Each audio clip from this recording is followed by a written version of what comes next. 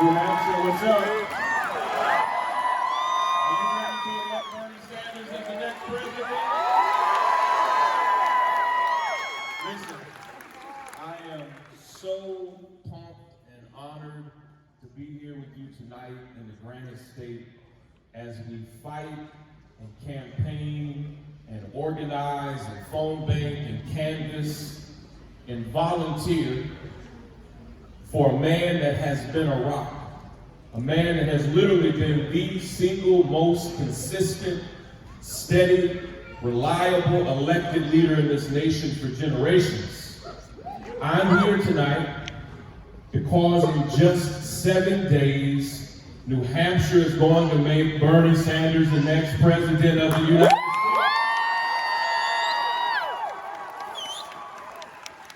Here's what I know. New Hampshire understands and appreciates authenticity.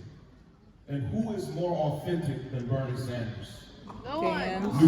Here's the thing, New Hampshire values leaders who say what they mean and mean what they say. And here's the thing, Bernie speaks his mind. Who speaks truth to power like Bernie? Who keeps it real like Bernie?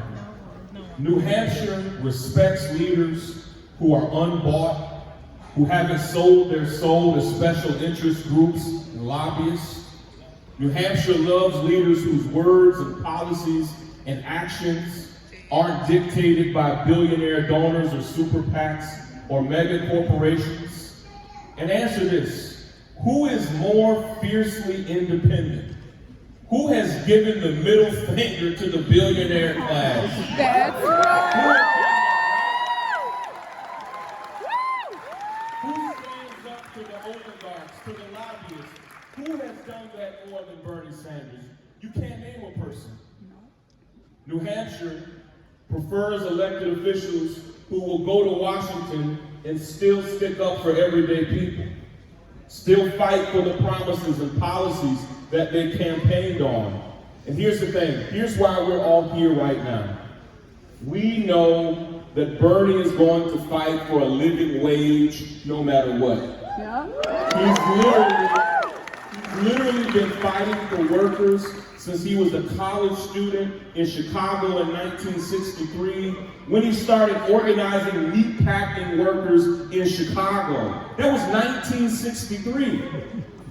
See, we forget that the March on Washington with Dr. King in 1963 was actually called the March on Washington for Jobs and Freedom. Did you know that?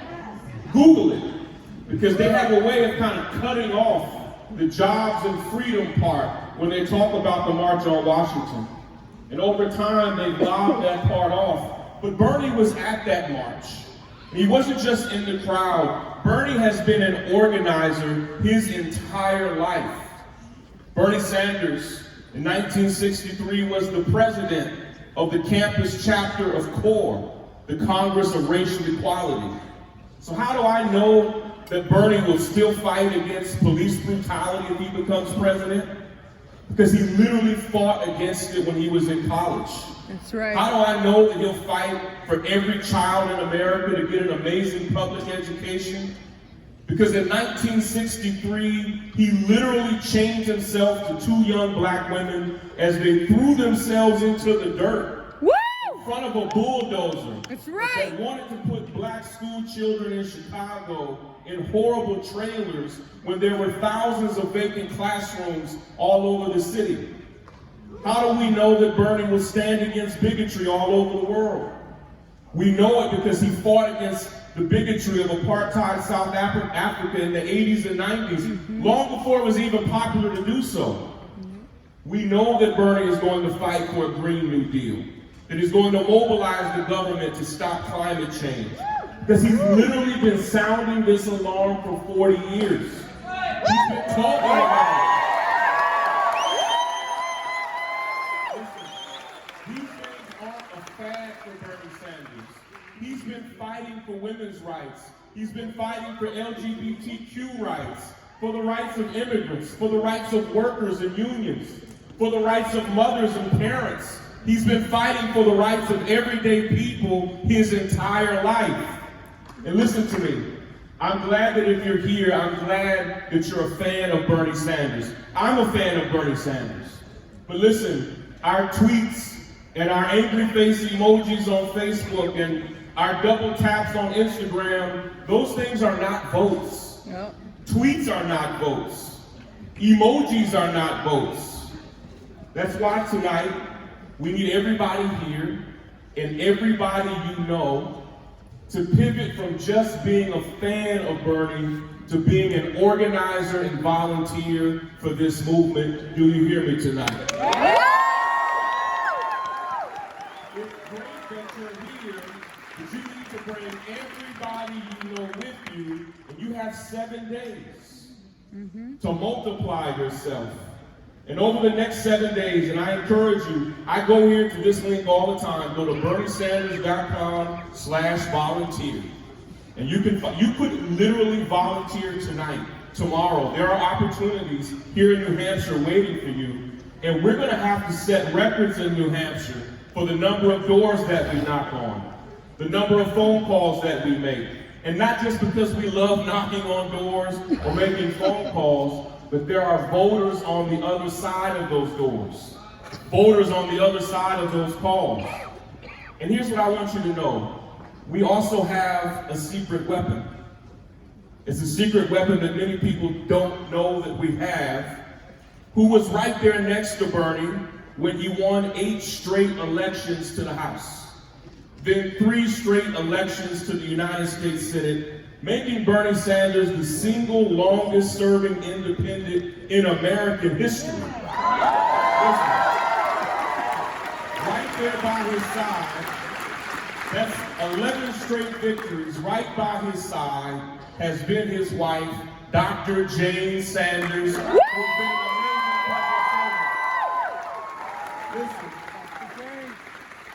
the way American politics works sometimes is that we have a huge focus on Bernie, but listen to me. Jane has been kicking ass as a transformational leader anywhere and everywhere she served. You might not have known, that's right. You might not have known this. Jane has held elected office.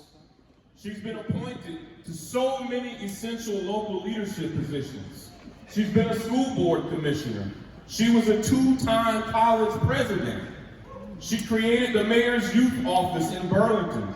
She started a child care center, a teen center, after school programs that are all still open and continue their work to this day.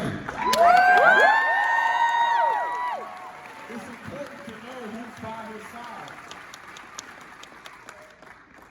She has an earned PhD in leadership and policy and has been an indispensable advisor, not just for Bernie, but for countless local, state, and federal campaigns and policies from the 1980s until today. Here's the thing.